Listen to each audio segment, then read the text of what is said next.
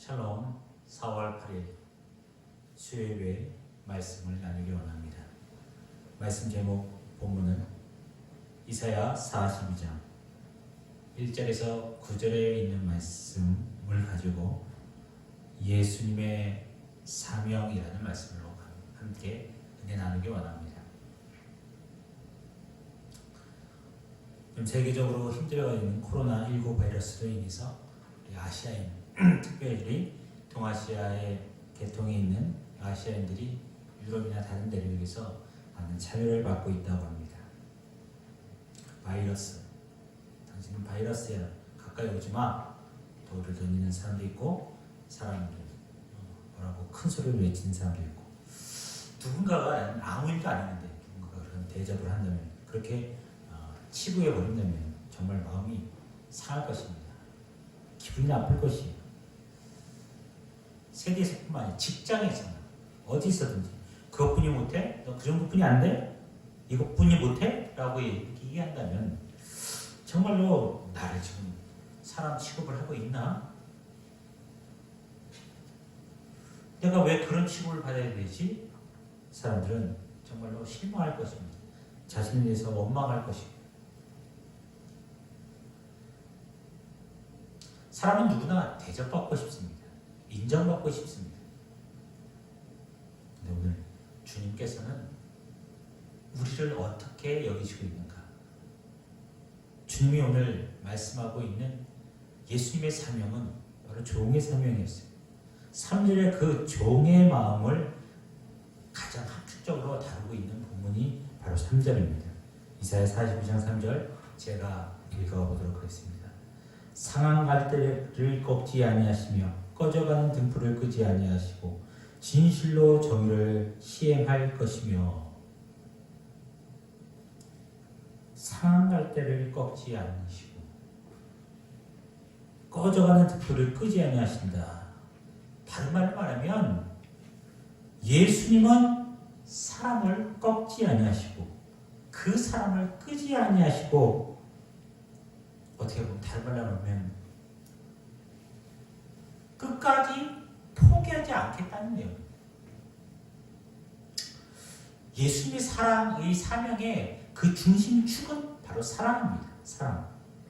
여러분 상한 갈 때, 여러분 생각해보세요. 상한 갈 때는 습지에서는 늪지, 농사를 지을 땅에서, 그 지을 수 없는 땅에서 자랍니다. 그래서 갈대가 핀 땅은 버린 땅이에요. 쓸모없는 땅이에요. 몹쓸 땅이에요. 아무짝에 쓸모없는 그 땅에서 만약에 농사 짓는 땅에 갈대가 나면 그것은 뽑아버리면 됩니다. 그것을 내버려두면 농사가 제대로 될 수가 없습니다. 주님에 있어서 갈대는 가장 쓸모없는 풀이에요. 싫은 풀, 저주스러운 풀이죠. 그 풀조차 꺾였어요. 오늘 상한 갈대를 꺾지 아니하시는, 비록 아무 쓰잘데없는 그 갈대조차 꺾지 아니하신다. 다른 말로 또 얘기하죠. 꺼져가는 등불을 끄지 아니하시고. 여러분 생각해 보십시오. 기름이 다 떨어져 갑니다.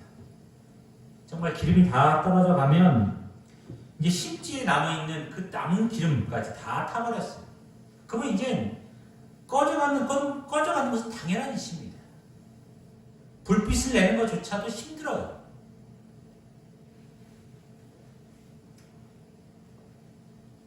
심지가 점점 타버리면서 연기와 냄새도 날 것입니다. 여러 가지 이런 상황이면 어떻게 보면 아무 쓸모 없어서 바로 꺼버리는 것이 맞는 것입니다. 어떻게 보면 지금 이 상황, 어디도 쓸모없는 이런 상황 가운데 있는 것,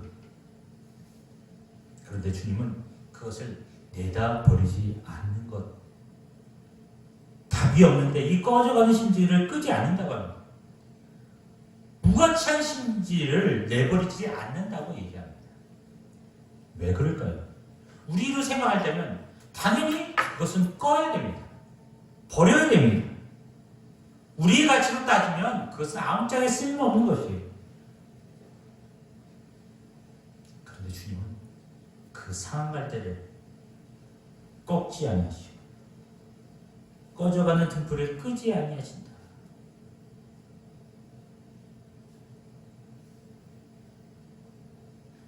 왜요? 우리가 그만큼 정말 쓸모있는 존재였어요? 그렇지 않습니다.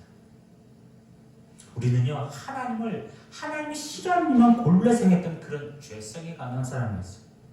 로마서 1장에 보면 우리 모든 불의, 추악, 탐욕, 악의, 살인, 분쟁, 수군거림, 악독과 비방이 가득 차 있는 것이 우리의 모습입니다. 하나님께서 미워하는 자, 무정한 자, 무자비한 자, 배역한 자, 부모를 배역한 자, 자랑하는 자, 딱 사랑받기 좋은 그런 삶의 모습으로 살아가는 것이 우리들의 모습입니다.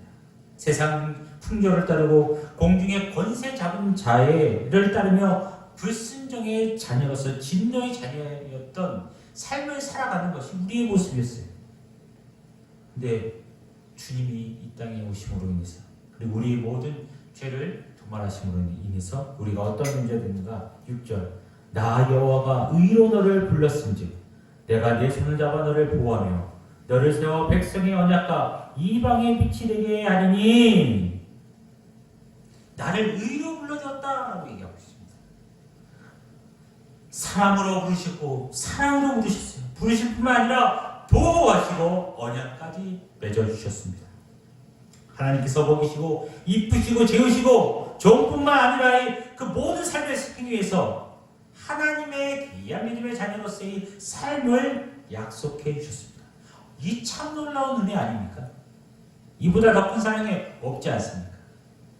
그래서 하나님의 사랑은 언제나 우리 그 사랑의 근거에 두고 있는 것입니다. 우리 행위에 근거한 것이 아니라 하나님의 사랑에 근거한 것입니다. 나를 향한 하나님의 사랑은 오직 예수 그리스도의 십자가의 근거를 두고 있습니다. 그 정점이 하나님이 나를 얼만큼 사랑하셨는가. 이 고난주간 사랑하는 믿음의 성도들을 하나님이 그 누구보다도 사랑하십니다. 그리고 그 사랑의 증표로 예수님을 고난받는 그 자리에 우리 대신에 보내셨던 사실.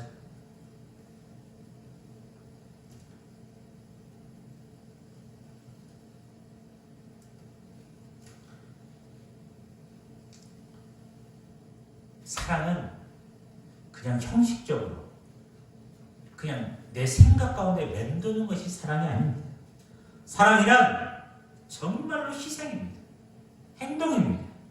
주님께서 하나님께서 우리를 사랑하시고 우리가 아직 죄인 됐을 때 하나님께서 우리를 위해서 하나뿐이 없는 독생자를 이곳에 보내셨어요. 그리고 그 십자가를 지게 하셨어요. 성경에서 요한복음 3장 16절에 하나님이 세상을 이처럼 사랑하사 독생자를 주셨으니 이는 저를 믿는 자마다 멸망하지 않고 영생을 얻게 하려 하심이라고 말씀하고 있습니다. 그리스도를 우리에게 주신 것, 이것이 사랑이었어요. 근데 그냥 준 것이 아니라 그 삶의 십자가의 그 현장 가운데 주님을 내어놓으셨단 말이에요. 그만큼 우리를 사랑하셨어요. 내가 달려야 될 그 십자가 자리에 주님이 그 십자가 자리에 친히 달려 죽으시기 위해 이 땅에 오셨다는 사실. 요한일서 4장 9절에서 10절입니다. 하나님의 사랑이 우리에게 이렇게 나타난 바 되었으니 하나님이 자기 독생자를 세상에 보내심은 그로 말미암아 우리를 살리려 하심이라.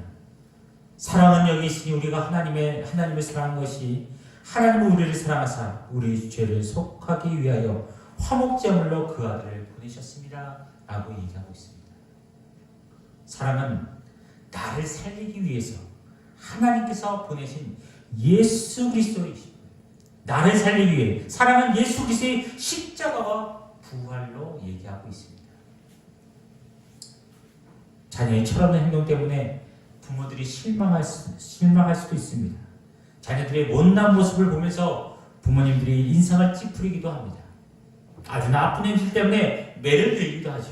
설사 그렇다 하더라도 자녀를 향한 부모님의 사랑은 변함이 없습니다. 흔들리지 않습니다. 내가 잘못된 길을 할 때 부모님이 날 때린다고 부모님은 날 싫어해, 날 저버렸어 라고 판단하지 않습니다. 하나님의 사랑도 마찬가지입니다. 하나님의 사랑은 우리의 행위에 의존하지 않아요. 내 행위 때문에 사랑이 많고 내 행위 나쁘다고 하나님의 사랑이 식어지고 이렇지 않는다는 얘기예요. 하나님의 사랑은 우리의 행위에서 어떠한 근거에 기한하지 않습니다. 두고 있지 않아요. 우리를 향한 하나님의 사랑은 우리 일에 따라 흔들리거나 변하지 않습니다.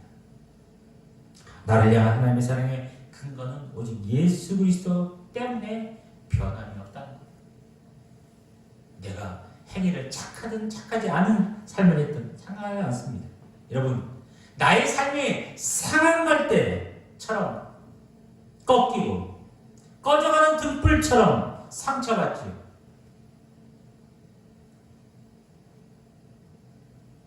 그런다 할지라도 나를 향한 하나님의 사랑은 변함이 없다는 사실입니다. 나를 향한 하나님의 사랑은 결코 꺾이지 않거나 꺼지지도 않습니다. 그런데 왜 우리는 그 사랑을 의심할까요? 우리 삶에는 나를 사랑한 이 하나님의 사랑, 예수 그리스도의 사랑에 근거한 사랑을 가지고 살아가야 되는데 왜 우리 삶은 이렇게 꼬여 있을까요?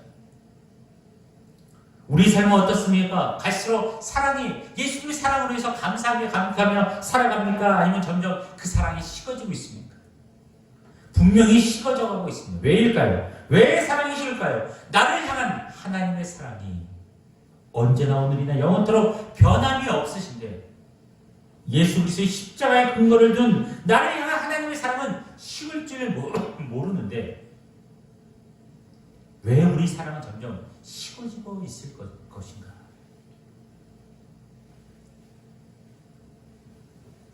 그것은 사람을 골라서 사랑하게 하고 내가 그것에 대한 어떤 것을 믿지 못하는 것입니다. 다른 말로 말하면 그 사람, 믿음에 대한 불확실성 때문에 점점 이해관계를 따지고 그 사랑을 신뢰하지 못하는 것입니다. 그러니까 하나님을 믿지 못하는 거예요. 불확실한 거예요. 내가 천국 갈 수 있다는 그런 확신에 대한 그 확신에 대한 불확실성 때문에 하나님을 온전히 믿지 못하는 것입니다. 자, 오늘날 코로나 바이러스로 인해서 사제기 열풍이 일고 있어요. 여러분 보시죠. 뉴스 들면 선진국을 했던 나라들 역시도 막 사제기를 합니다. 왜 그럴까요? 왜? 불안한 겁니다. 내일에 대한 불확실성. 내일이 어떤 일이 벌어질지 모르니까 거기에 대해서 당빈에 대한 보장이 없으니까 무엇이든지 지금 채워주지 않으면 불안한 거예요. 내일에 대한. 지금 먹을 수 있을 때 많이 먹어야 된다. 지금 모아줄 수 있을 때 많이 사들여야 돼. 그러니까 화장지를 막 엄청 사고 음식도 재워놓고 사고. 근데 우리 대한민국 어떻습니까? 내일에 대한 불안감이 없어요. 믿고 있기 때문에, 신뢰하기 때문에. 우리 신앙생활도 마찬가지입니다.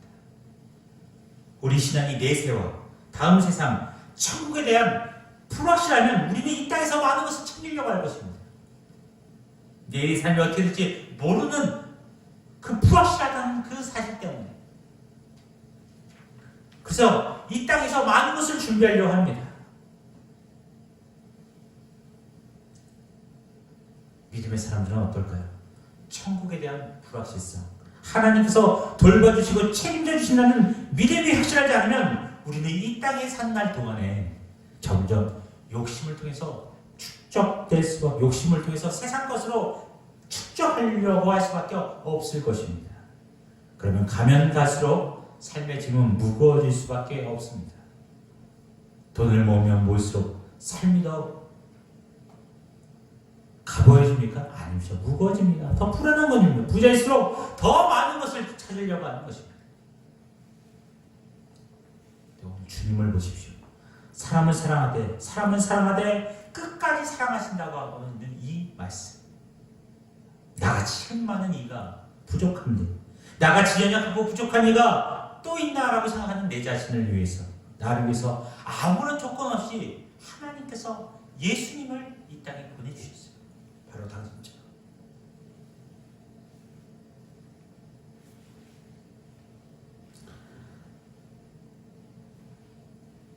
이런 주님의 사랑을 본받아 우리도 그 사랑을 나눠줄 수 있길 바랍니다. 여러분, 사랑이 이길 수 있습니다. 사랑이 이길 수 있어요. 사랑이 삶의 모든 두려움을 보내고 평화를 가져옵니다. 그래서 종은 피스메이커, 사랑으로 평화를 만드는 사람이 되어야 돼요. 예수님이 그런 분이셨어요. 십자가의 지심으로 우리에게 평화를 선포하셨습니다. 말씀을 마치겠습니다. 상한 갈대를 꺾지 말아야 하고 꺼져가는 심지를 끄지 말아야 합니다. 사람을 꺾지 말고 사랑을 꺾지 말아야 됩니다. 이 말씀이 말이에요. 이 어렵고 힘든 시기에 나만을 생각하는 것이 아니라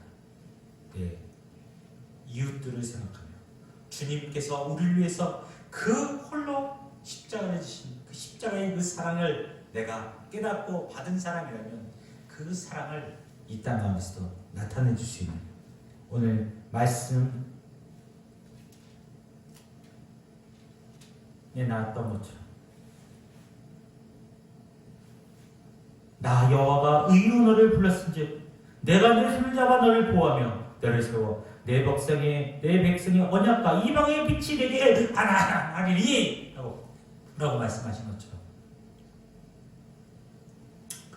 너희가 서로 사랑하라. 너희가 사랑하는 것이 내가 너희를 사랑한 것 같이 너희도 서로 사랑하라. 너희가 서로 사랑하면 이로써 모든 사람이 너희가 내 자녀인 줄 알리라 라고 말씀하신 것처럼 사람을 끝까지 사랑하는 종의 사명을 충실하게 이해하며 순결하게 감당하며 주님의 아름다운 제자로서의 삶을 살아가는 우리 믿음의 성도들 모두 다 되시기를 주님의 이름으로 축원드립니다. 아멘.